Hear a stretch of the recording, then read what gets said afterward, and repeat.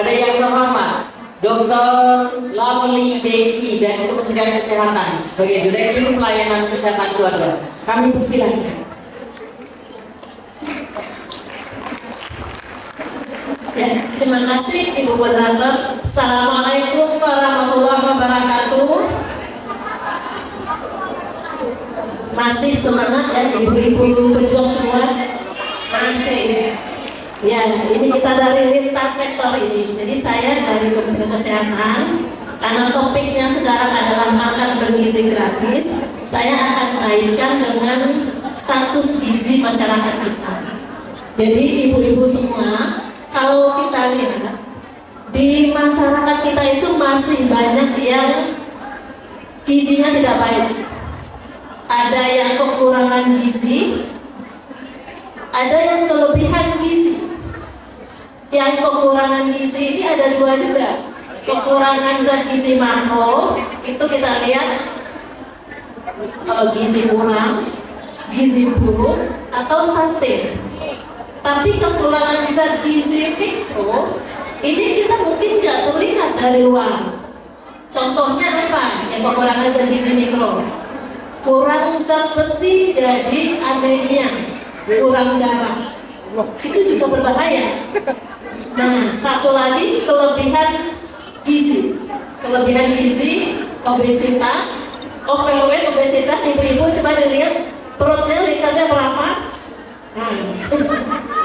Nah, kelebihan gizi ini bahayanya nanti lebih rentan untuk penyakit-penyakit degeneratif. Apa itu penyakit degeneratif?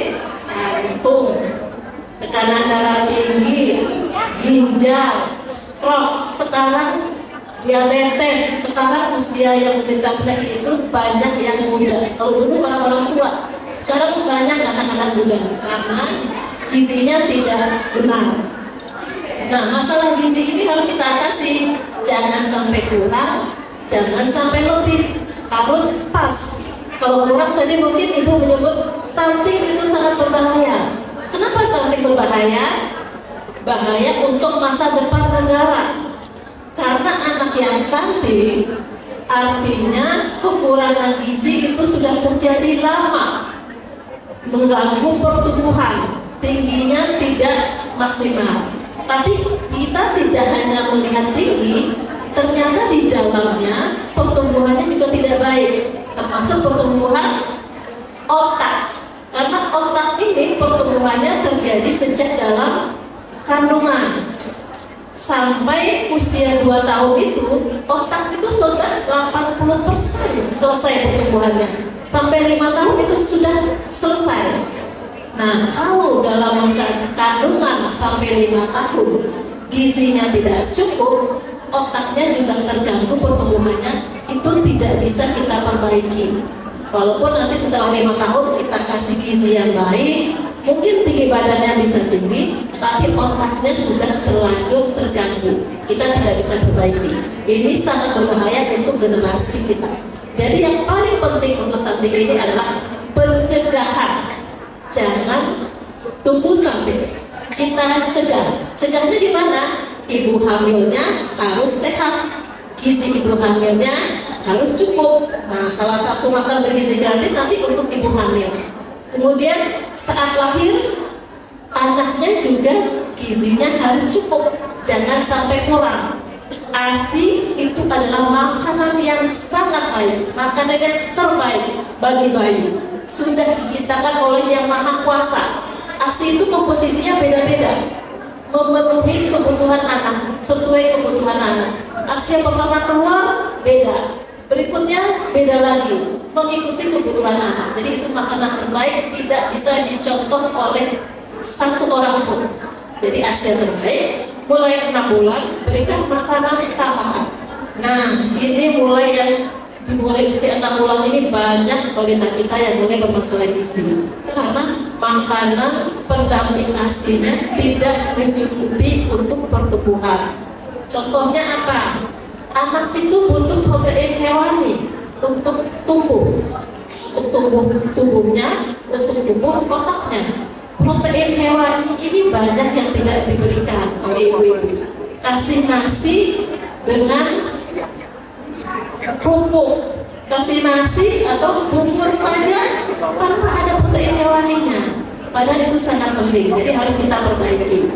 Kalau nanti ada makan bergizi gratis, sasarannya kan ada ibu hamil, ibu menyusui, ada balita, ada anak sekolah. Ini penting semuanya untuk mendapatkan gizi yang cukup.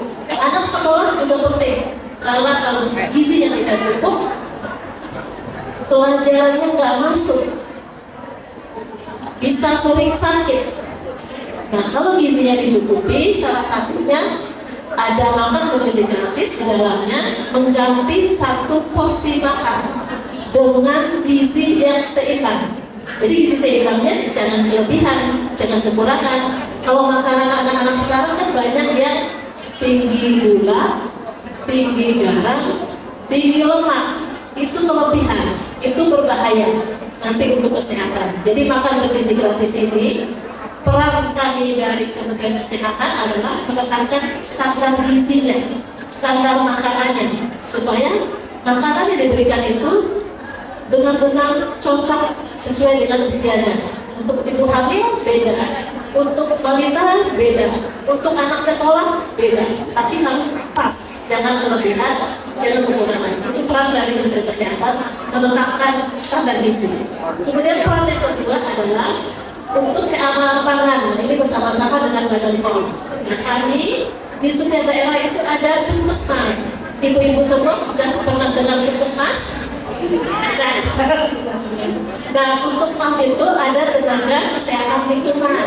Nah, kalau ada ibu-ibu yang ingin menjadi membentuk SPPG, nah dapurnya itu harusnya disertifikasi supaya ada keamanan pangannya terjamin. Nah, itu bisa meminta bantuan kepada tenaga puskesmas untuk standarisasi dapurnya. Apa yang perlu dilengkapi, apa yang kurang, bisa dibina juga oleh puskesmas. Jadi seperti itu, ibu-ibu semua, ada bapak juga di sini.